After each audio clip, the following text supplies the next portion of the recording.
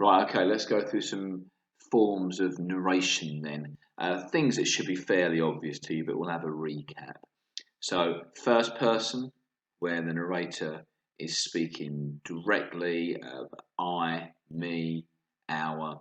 Third person, where you've got a removed narrator who's got more of an overview and they're talking about events as they happen. We'll show you an example in a moment. And then lesser used second person.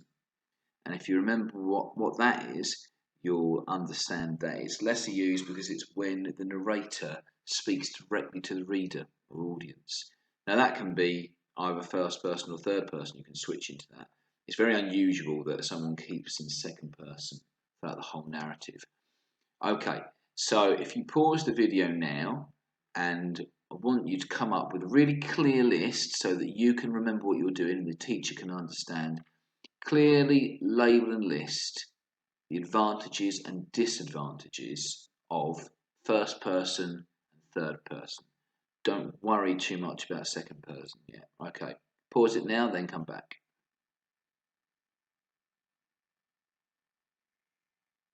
Okay, we look forward to seeing the results of those.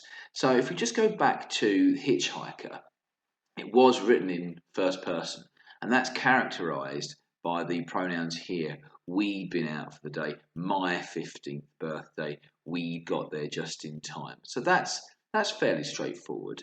But there are other little nuances as well. When it's first person, it's a bit more of a narrow field. So you don't get that wider overview. So although we, at the end of the story, we thought, well, Southwold, is that the most exciting place a 15-year-old can go, a run-down seaside town? But we get an idea here, an early clues. So when it says, and what a great, really happy day it had been. So there you are. That tells us something about our narrator and their perspective. And you could argue at the bottom, losing money in the crummy arcade down by the pier, that might reflect his age. That's true. That isn't restricted to first person. So just a reminder that first person isn't just someone, I, me, mine. It's also that close engagement with their feelings and thoughts. So if you switch it to third person, the obvious thing is that we is replaced by they, and my is replaced by the character's name, Jacob. And instead of not the most exciting place,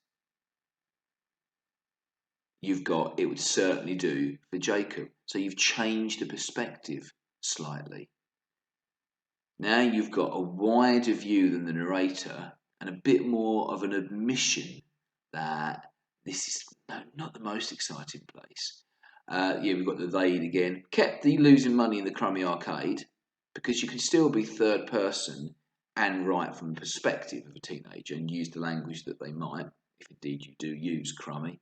But also, if you look at the emboldened bit, and just for that afternoon, life had been really happy. It's a bit more knowing. Jacob is a bit deluded as a character, and that comes across in his first person narrative.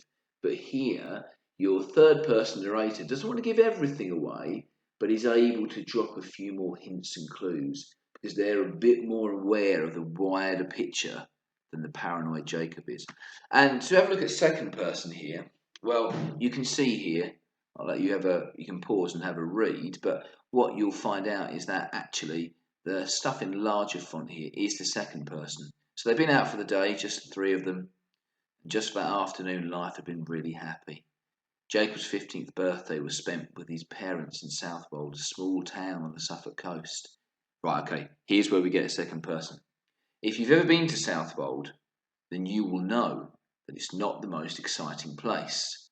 Okay, we've got a spelling error there. Do send emails in. You will have searched in vain for anything interesting to see and do before concluding that it absolutely deserves its unofficial title of the capital of seaside boredom.